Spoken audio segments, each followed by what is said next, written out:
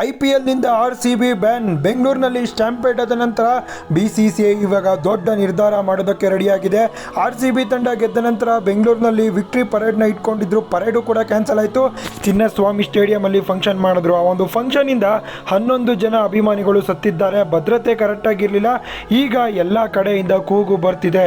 ಅಭಿಮಾನಿಗಳು RCB ಅಭಿಮಾನಿಗಳು ಬಿಟ್ಟು ಬೇರೆ ಅಭಿಮಾನಿಗಳು ಸ್ಟಾರ್ಟ್ ಮಾಡ್ಕೊಂಡಿದ್ದಾರೆ. RCB ತಂಡವನ್ನು ಬ್ಯಾನ್ ಮಾಡಿ RCB ತಂಡ IPLಗೆ ಇದ್ದಂಗೆ RCB ತಂಡ ನಮಗೆ ಬೇಕಾಗಿಲ್ಲ ಅಂತ BCCI ಕೂಡ ದೊಡ್ಡ ಮೀಟಿಂಗ್ನ ಮಾಡ್ಕೊಂಡಿದೆ.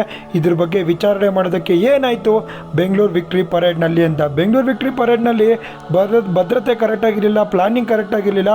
ಸ್ಟ್ಯಾಂಪೇಡಿಂದ 11 ಅಭಿಮಾನಿಗಳು ಸಾವನ್ನಪ್ಪಿದ್ದಾರೆ. RCB ತಂಡ 10 ಲಕ್ಷ ಘೋಷಣೆ ಮಾಡಿದ್ದಾರೆ. ದುಡ್ಡು ಕೊಟ್ಟರೆ ಸಾಕಾಗುತ್ತೆ, ಜೀವ ತರೋರು ಯಾರು?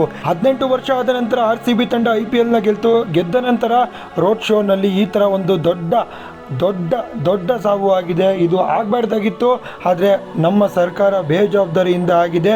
BCCI RCBಯನ್ನು ಬ್ಯಾನ್ ಮಾಡಬೇಕು ಅಂತ ನೋಡ್ತಿದೆ.